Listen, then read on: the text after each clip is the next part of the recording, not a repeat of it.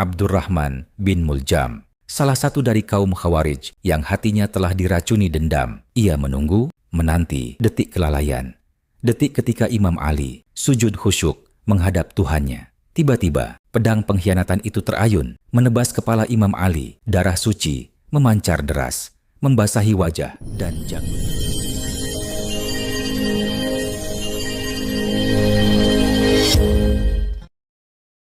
Fajar baru saja menyingsing di Kufah. Suara adzan subuh bergema merdu, memanggil kaum muslimin menuju masjid. Pagi itu hening, teduh, seakan bumi tengah bersiap menyaksikan peristiwa besar yang akan menggoreskan sejarah untuk selamanya. Sayyidina Ali karamallahu wajhah, pemimpin kaum muslimin, menantu Rasulullah, pintu ilmu pengetahuan, melangkah menuju masjid dengan langkah tenang.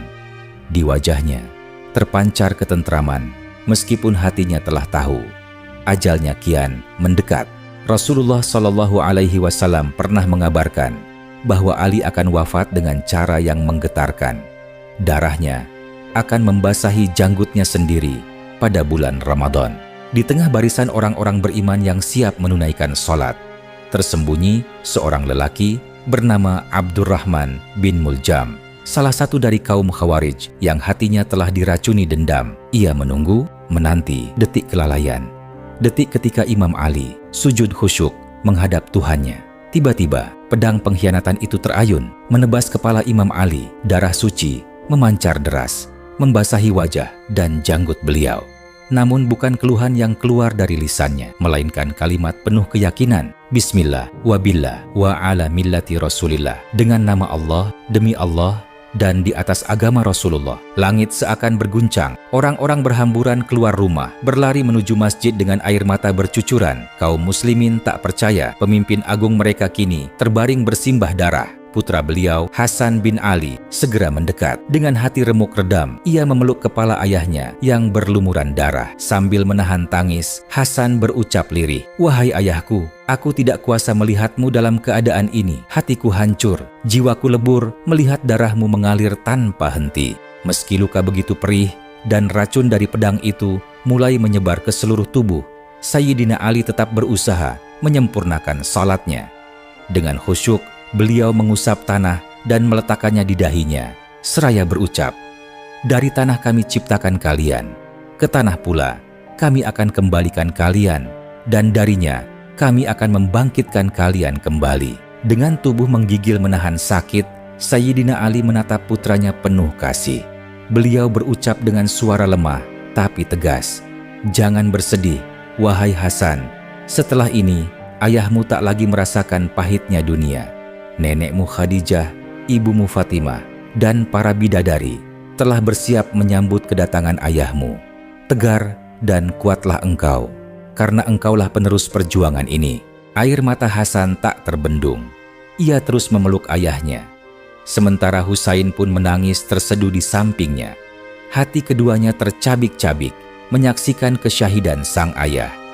2 hari penuh, Sayyidina Ali menahan sakit yang luar biasa akibat racun, namun wajahnya tetap bercahaya seolah dunia tak lagi membebaninya. Akhirnya, di malam ke-21 Ramadan, ketika bumi sunyi dan langit seolah menunduk, Sayyidina Ali karamallahu wajhah menghembuskan napas terakhirnya. Wajahnya berseri seolah tidur dalam damai, meninggalkan dunia fana menuju pangkuan sang kekasih Allah Subhanahu wa Ta'ala. Tak lama kemudian, Abdurrahman bin Muljam ditangkap. Ia tak melawan, wajahnya dingin. Bahkan ia berkata dengan congkak, "Aku telah menegakkan keadilan bagi Allah terhadap musuhnya." Kata-kata itu mencerminkan betapa sesat pemahamannya. Kaum Khawarij menganggap Imam Ali menyimpang hanya karena beliau menerima arbitrase dalam perang Siffin. Dan mereka berkeyakinan membunuhnya adalah ibadah. Ibnu Muljam kemudian dibawa ke hadapan Imam Ali yang masih hidup beberapa hari dalam keadaan luka parah. Dengan suara lemah, beliau berkata, "Berilah dia makanan dan minuman, seperti yang kalian makan dan minum. Jika aku wafat, maka hukumlah dia sesuai hukum qisas. Namun, jika aku hidup, aku berhak memaafkan atau membalasnya." Kalimat itu mencerminkan betapa luhur akhlaknya.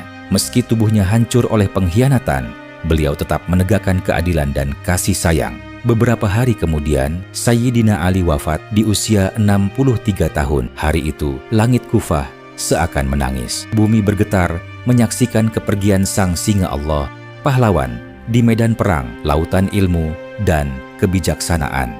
Dengan wafatnya Sayyidina Ali, umat Islam kehilangan satu cahaya besar. Namun, warisannya tak pernah padam. Keberanian, kecerdasan, dan cinta mendalam kepada Allah dan Rasul-Nya. Inilah akhir kisah sang singa Allah yang hidup dan matinya hanyalah karena Allah Subhanahu wa Ta'ala. Demikianlah sejarah detik-detik seorang pejuang Islam yang tetap teguh bertahan dalam kalimat tauhid hingga ajal menjemput. Semoga kisah ini menginspirasi kita semua agar tetap berpegang teguh pada ajaran Allah menurut sunnah Rasul-Nya walau apapun kondisi yang kita hadapi. Amin ya Rabbal Alamin.